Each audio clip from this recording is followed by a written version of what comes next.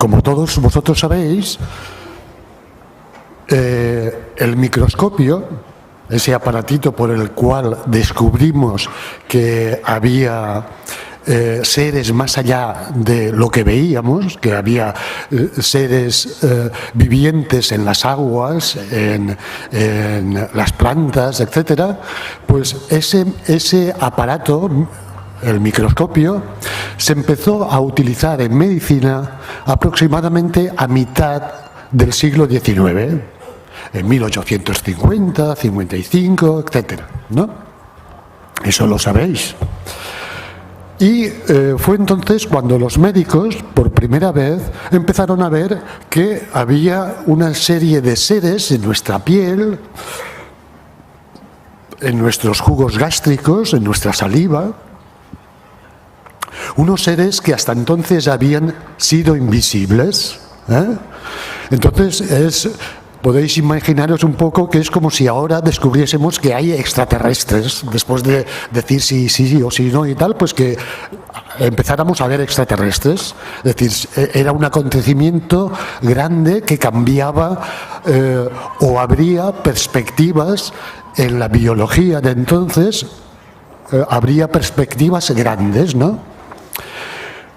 En el momento en que aparecen esos seres invisibles,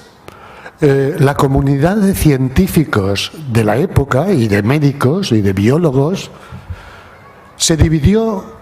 curiosamente en dos tipos de opiniones. Unos,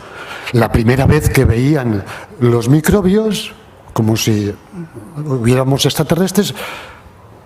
pareció que no tenían duda de que eran agresivos. Todavía eran las primeras veces que les veíamos,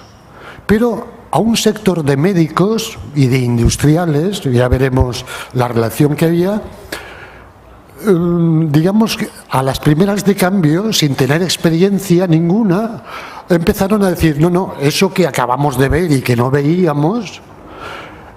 son agresivos y nos tenemos que defender de ellos.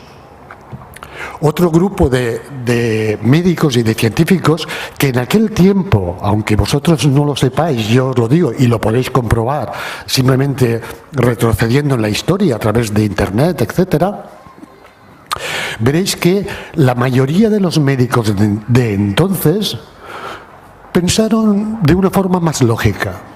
Pensaron que